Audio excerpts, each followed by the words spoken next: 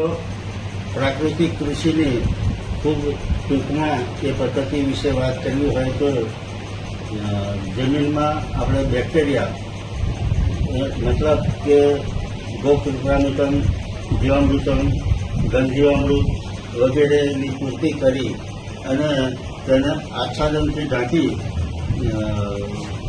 જેથી નીચેના અળસિયા, bacteria, mycorrhiza વગેરે કાર્યાન્વિત રહી શકે તથા વારસાની વાત કરીએ તો જમીનને લબાલબ પાણી નહીં પણ ભેજની જરૂર છે પાકને, તો તે રીતે એના પાણી 50% હવા અને 50% પાણી રહે એ રીતનું ભેજ આપે.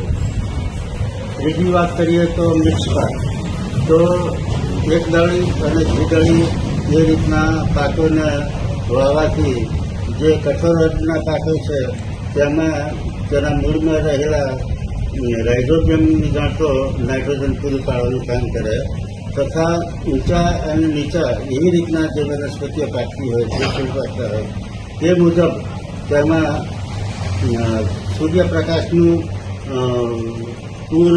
ભરપૂર લાભ લેવાય. એ સિવાય ખેતરને ફરતે જીવંત વાળ કે જે આપણને બાજુના બહારના વાયરસ વગેરેથી તથા વાવાઝોડું, વંટોળ વગેરે તીવ્ર પવનોથી અને રક્ષણ કરે તથા તે બાયોડાયવર્સિટીમાં પણ કામ લાગે છે.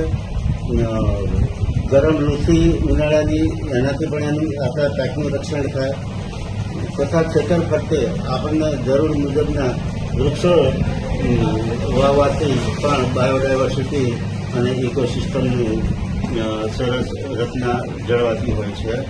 આમ આપણને વૃક્ષો પણ આવકમાં વધારો કરે છે. તો આ ખેતી એકંદરે જોવા જતાં ઓછા ખર્ચવાળી અને સારું ઉત્પાદન આપતી ખેતી છે, ખૂબ સહેલી છે. બસ ખેડૂતોએ એને અપનાવવાની જરૂરત છે, મન બનાવવાની જરૂરત છે. જય ગૌ માતા.